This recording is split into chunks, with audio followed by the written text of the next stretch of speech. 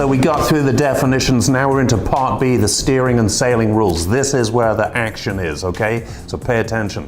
So this is section 1, conduct of vessels in any condition of visibility. Starting with rule 4, application, rules of this section apply in any condition of visibility.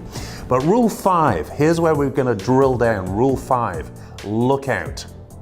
What's the definition of a lookout? And you guys need to know this because you don't do it. I know because I'm out on the water with you and I see you on other boats when we overtake you. Lookout.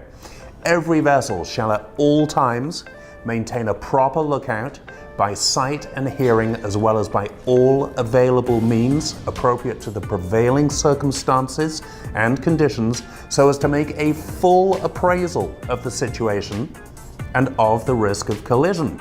Okay? So, what does that look like for you out on the water? Does it look like you driving along with your head and eyes to the front at 25 knots down San Diego Bay? And I know you do it because I've seen you do it. Does it mean that when you're in your sailing boat that you're just head and eyes to the front? No. To make a full appraisal of the situation, you need to be moving your head. You literally need to be moving your head. You need to be checking over behind you occasionally, okay? Because stuff can come whizzing up behind you. This is not like when you drive down the freeway or the motorway where everything's ahead of you and it's all very predictable. If you're only going along at 5 or 6 knots, perhaps if you're sailing, you can have a jet ski come whizzing out of your blind arc over your shoulder, too close for comfort. Or the other big one is when you change course. So let's take a situation now where you're in your powerboat, right?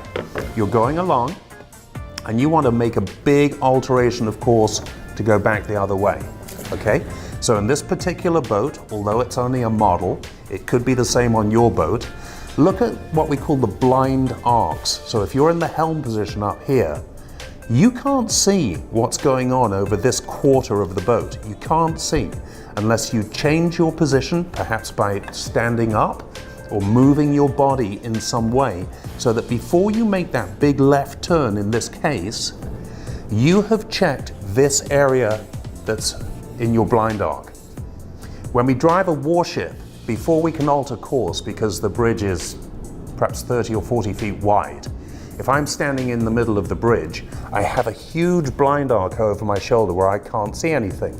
So you give the order, check clear port, or check clear starboard, okay? And then one of my guys on the bridge of a warship, my yeoman or communications guy, will physically go and look and report, clear port.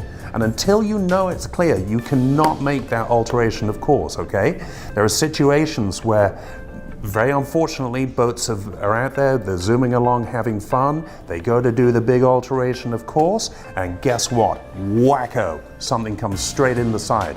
Okay, and very unfortunately people lost their lives doing that.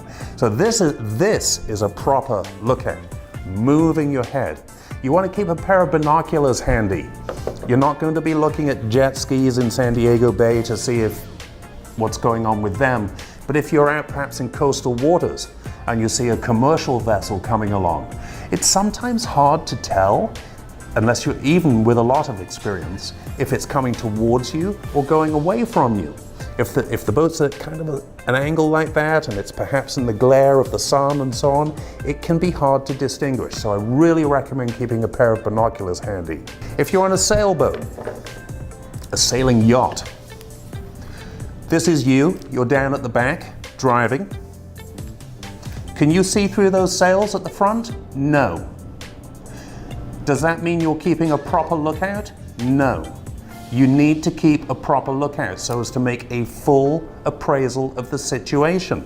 So if you need to leave your helm position here and move across the boat to a different helm position so that you can see down the side of the boat, that's what you need to do. You cannot just sit there not keeping a proper lookout because you can't see through the sails, okay? You have to move.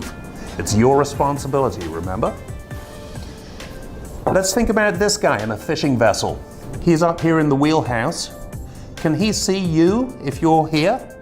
If you're overtaking him? No, he can't see you.